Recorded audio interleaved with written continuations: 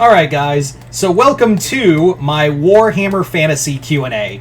I did this post on Patreon, and if you guys would like to be part of the Q&As as well as some other stuff, just hit the link below, head on over to my Patreon, hit the first tier, that'll allow you access to that, the episode reviews. I have kind of decided that I am going to do episode reviews of The Penguin when it starts coming out, because it is like a few weeks away, so I was like, yeah, I'll do episode reviews of The Penguin. That's where my movie reviews will be. That's where, when I go see Beetlejuice, that's where the movie review will be, and you can also check out my review for Alien Romulus, my reviews of Suicide Squad Isekai, all that good stuff. But yeah, once again, I'd like to thank everyone who sent in questions for this Q&A, and let's get started with the first set, coming from Tom Hibbert, who asks, what if Sauron from Lord of the Rings was in the Warhammer Fantasy universe? Sauron is pretty powerful. Let's not mince words. Sauron is a pretty powerful figure and a very powerful character. The problem is that he's a big fish in a little pond, comparatively speaking, to a lot of the other powerful deities. And I do think if you put Sauron and basically all of Mordor, and maybe I'll do a whole, video of this in some time in the future, maybe doing, and I have thought about, what if Mordor existed in Warhammer Fantasy. I do think that that Sauron, at his most powerful, could challenge some deities. Could he beat them? I don't think he could. But he definitely would be, a thorn in everyone's side. But having said that, though, you have, Nagash, if we were talking Morgoth, let me say this. If we were talking Morgoth would be a bigger threat. But if it's just Sauron and Mordor, yeah, Nagash just completely beats him out, as well as the Chaos God. See, they're on another level of divinity that Sauron isn't. So, Sauron, and I've said this before, is Sauron is a big fish in a little pond in terms of... And I love Lord of the Rings, too. Don't get it twisted. Anyway, second question. What would you say was your favorite aspect of Warhammer Fantasy? I was thinking before I went to do my Warhammer, before I decided to do this Q&A, I kind of had this thought process of, I was thinking of doing a video talking about how I think Warhammer Fantasy thematically is better than Warhammer 40k. Now, don't get me wrong. I love Warhammer 40k. I absolutely love Warhammer 40k. But fantasy, especially in Age of Sigmar, you do get this feeling of thematic progression in story-wise. And again, while I don't play the tabletop games, the lore is constantly changing. It's always moving forward. And it's not like a snail's pace with 40k where it feels like they just really want to be and yes, I'm aware the Stormcast Eternals are just medieval space marines. But it's not like in Warhammer 40k where it's one big wank fest for Space Marines in 40k. With Stormcast Eternals, they haven't gotten to that level yet, but I'm afraid I always have that fear they do. So my favorite aspect is story progression in every faction. It's not just the humans. That's the biggest thing, is that every faction gets love in Warhammer Fantasy, whereas in 40k, I really do feel like it's starting to feel like just sucking the gene seed out of a Space Marine cock. That's what it really feels like sometimes. And your third question is, who is your favorite Warhammer Fantasy character? Ooh, favorite Warhammer Fantasy character. I really like Queek Headtaker. I just love the little ball of anger that he is. Thorgrim Grudgebearer is another fun one. I would also say, in terms of other characters, I would probably go with... if I was to say, my favorite character... damn, I really like Karl Franz, too. I will say, if I was to pick, my all-time favorite, and it may change, is, my favorite... Warhammer Fantasy character, it would probably be I really like Queek Headtaker, probably, because he's just a ball of anger, and he's actually pretty smart for a Skaven. So yeah, but second place would go to Cetra. That's my 2 cents. Alright, thank you for those questions, Tom. Moving on now to David Deister, who asks, if Warhammer was to get a comic book series, which publisher would you choose that isn't Marvel and DC? Oh, easy, Titan Books. Either Titan Books or IDW. Those are my 2 picks. Why Titan Books? Because Games Workshop is a British company, and Titan Books is a British comic book company, so it wouldn't be that hard for those two to like work together on. So I do think that that would probably benefit everybody if it was Titan Books, and they're getting up there in terms of IPs and comics like that. So Games Workshop and Titan Books would be a great. And Titan Books, apparently, again, I've never played the games, but I really want to read the comics of the Bloodborne comics. I heard what their work on Bloodborne was amazing. But yeah, so Games Workshop, I would say IDW and maybe Image, because they're starting to get into the IP game too. Alright, but yeah. Second question, what got you into Warhammer? It's just always been like what got me in was Warhammer 40k, and then I graduated over to Warhammer Fantasy. The reason why I kind of I came to finally Warhammer was that it's always been in the background. It's always been like something that was kind of circling in the background, just something in the foreground, just kind of like circling and orbiting behind me. So I was like, you know what? I'm gonna get pulled into that orbit and see what happens. And sure enough, this is what happens. Anyway, so, yeah. Thank you for that question. Your final question is, do you think Warhammer would make a good TV, movie, or TV show? Oh, good movie or TV show, excuse me. I would say Warhammer Fantasy really does lend itself, budgetary-wise, than 40k to be a TV or movie. I just kind of prefer, like, it be animated. That's just me, though. So, yeah. Anyway, thank you for those questions, David. Moving on now to Bill McLaughlin, who asks, how would you do the end times if you had a chance to redo it? I would not do it in the form of end time, of what we saw in end times. It wouldn't be like the whole thing of, like, you know, one big spell to save everyone, then fucking Manfred ruins it for everybody else. Fuck you, Manfred von Karstein. I hate your guts. I would also say that I'd probably play with the whole idea of, like, the Bretonians figuring out that it's been an elf, playing them like a goddamn fiddle this whole time as the Lady in the Lake. I would also keep the Skaven and Chaos from teaming up. That really didn't make any sense to me. So to have the Skaven and Chaos teaming up was really dumb. I would prefer the Skaven not be on anyone's side but their own, because they've always been so opportunistic. I would have the Skaven actually be like a faction, like its own faction, like seeing the opportunity that Archaon and the forces of Chaos are causing and attack everyone. Then that's why you can have like all these factions destroyed, because the Skaven are like capitalizing on the whole thing of it was one massive attack, and everyone's been in such confusion that they just couldn't stop another attack. So yeah, those are just a few ideas, Bill. Second question, who is your favorite Skaven clan? Favorite Skaven clan? I really like Clan Moors. Probably, you know, going back to Queek and also Lord Nardwall.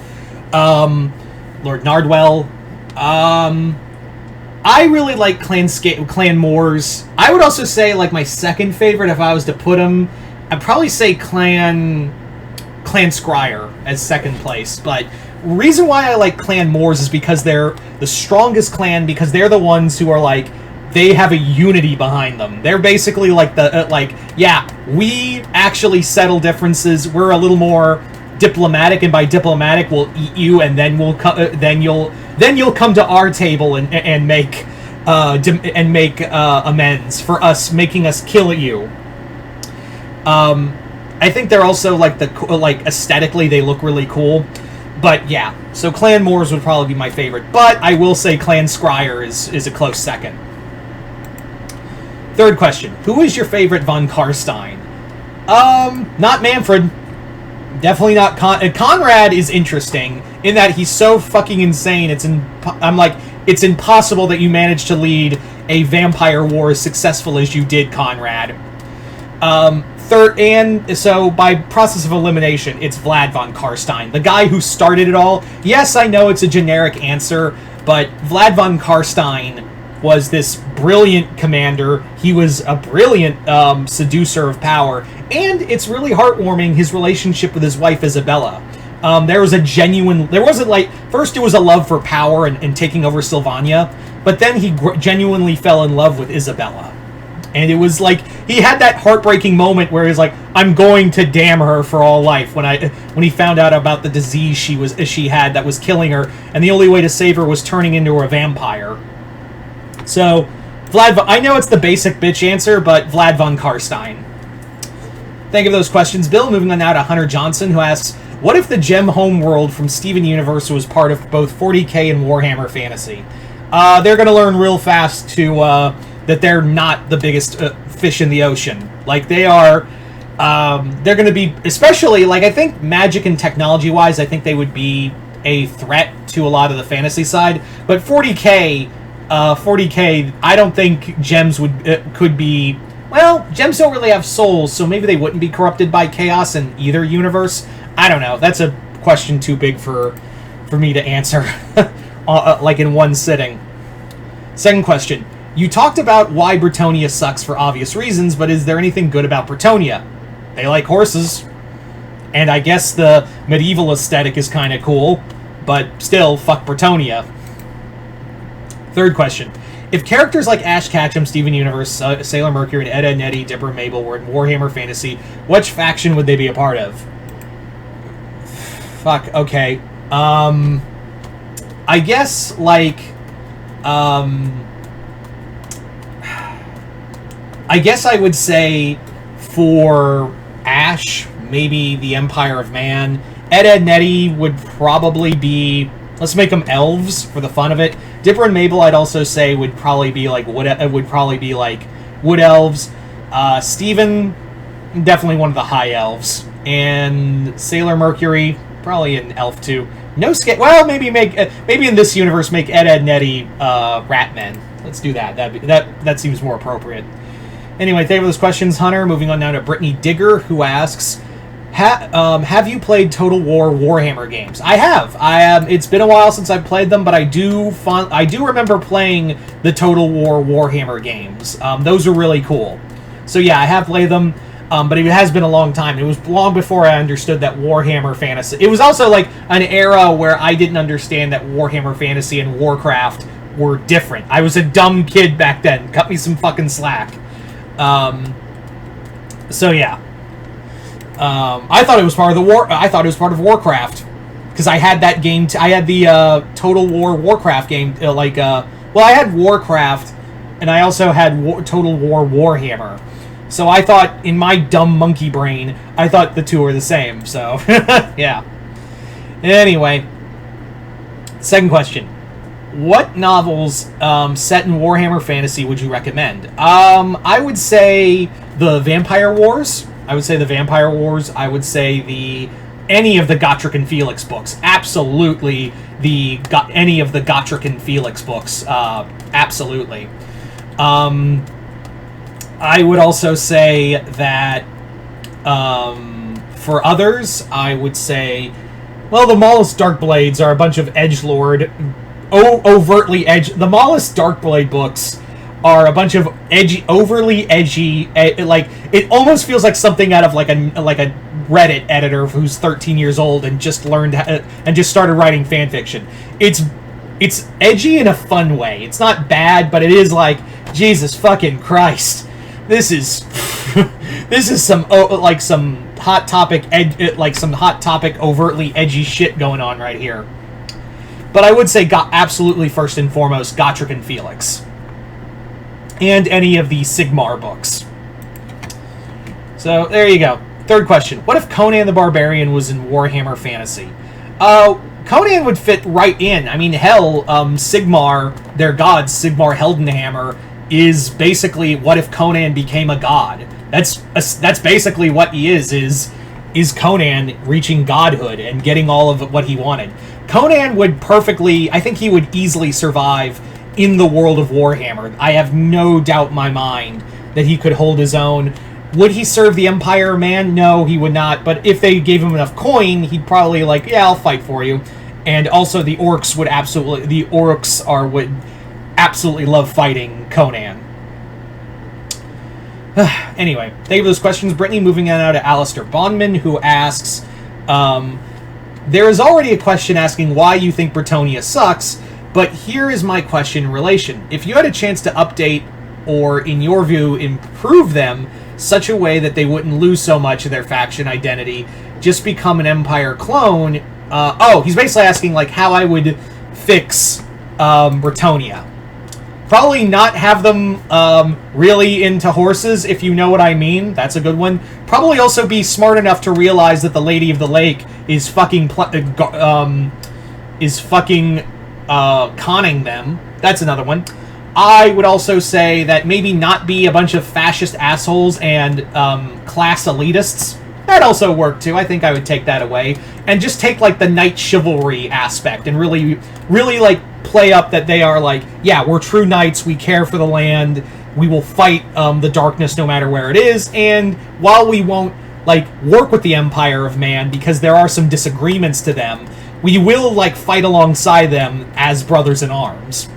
Also, like, maybe have it, this is just how, like, also have the whole thing of, like, them shunning technology in a better light, of having them, like, well, that's just not our culture. We also believe that our way of the sword is more honorable. We got no problem with you, Empire of Man, but that's just not us. And also, we want to govern ourselves. But if you need us, we'll be there. That's how that's what I would like to do with Bretonnia, is not make them dicks at the end of the day. Anyway, second question. Of the Age of Sigmar universe, my two favorite factions are the Iandith Deepkin for Order and the Night Haunt for the Undead. But I feel like more could be done of the more to flesh out the two of those army rosters, especially the Deepkin. What kind of new units, including monsters, would you like to add? The Deepkin and the Night Haunt. Those are two really cool factions. I just wish they kept the Vampire Coast. I really do wish Luther Harkin came back for Age of Sigmar, but you know, we can't have everything.